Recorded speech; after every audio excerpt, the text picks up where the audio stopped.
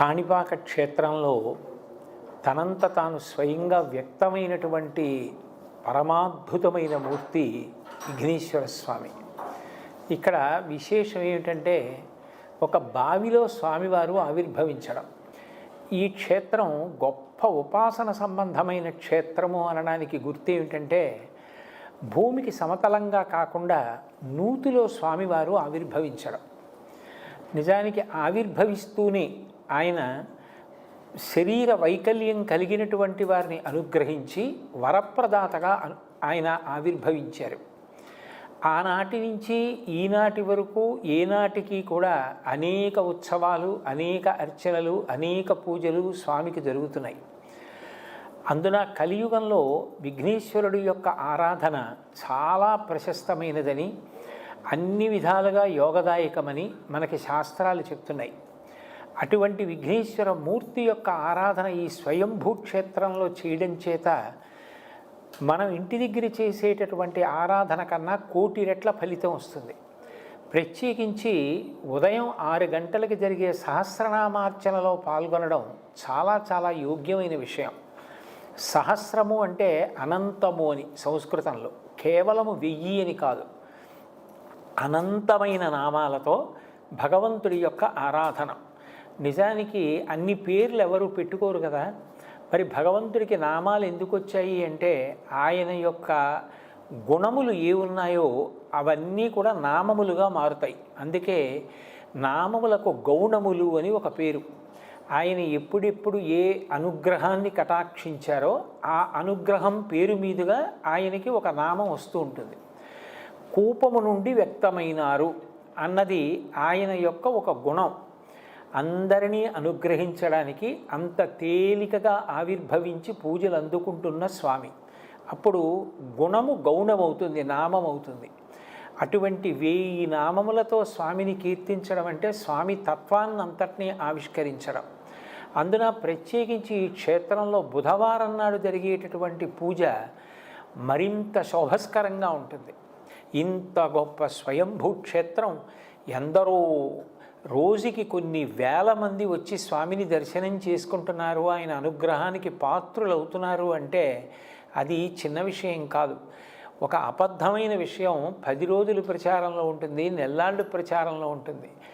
ఎక్కడెక్కడో ఉండి కూడా ఆయనని స్మరించినంత మాత్రం చేత సంకటాలు తొలగిపోయి, ఆపదలు తొలగిపోయి, విఘ్నాలు తొలగిపోయి, కార్యసిద్ధి కలిగి దేశం 4 చెరగల నుంచి ప్రతిరోజు కొన్ని వేల మంది వచ్చి స్వామిని దర్శించుకుంటున్నారు. భక్తుల సంఖ్య పెరుగుతోంది.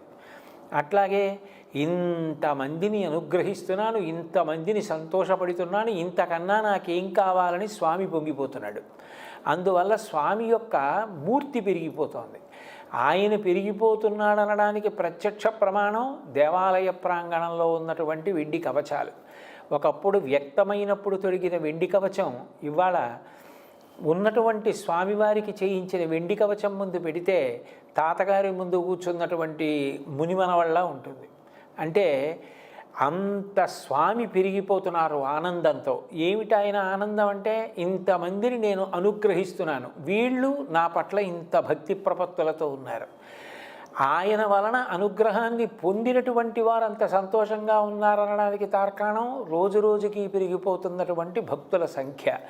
ఇంత గొప్ప క్షేత్రంలో సంకటహర చతుర్థి వ్రతాన్ని కూడా చేసుకోగలగడం భక్తులకి సకల సౌభాగ్యదాయకం.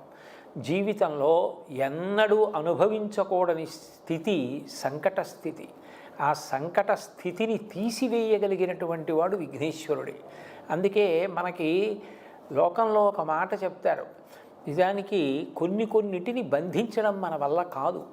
ఏనుగు ఉందనుకోండి, ఏనుగు బలం ముందు, ఏనుగు శరీర పరిమాణం ముందు ఎవరు నిలబడలేరు.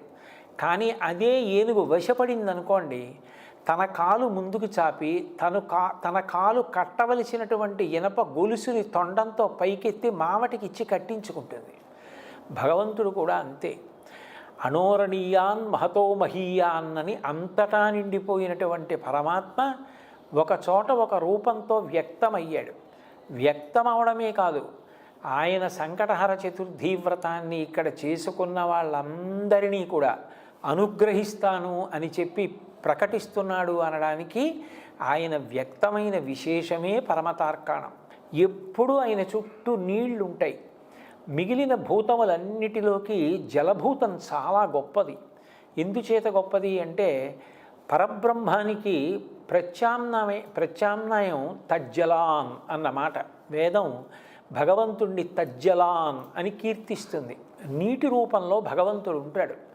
అందుకే లింగ పురాణం చేస్తూ వ్యాసుల వారు ఒక మాట అంటారు, సంజీవనం సమస్తస్య జగత సలిలాత్మిక భవ ఇత్యుచ్యతే మూర్తిర్భవస్య పరమాత్మనః అని.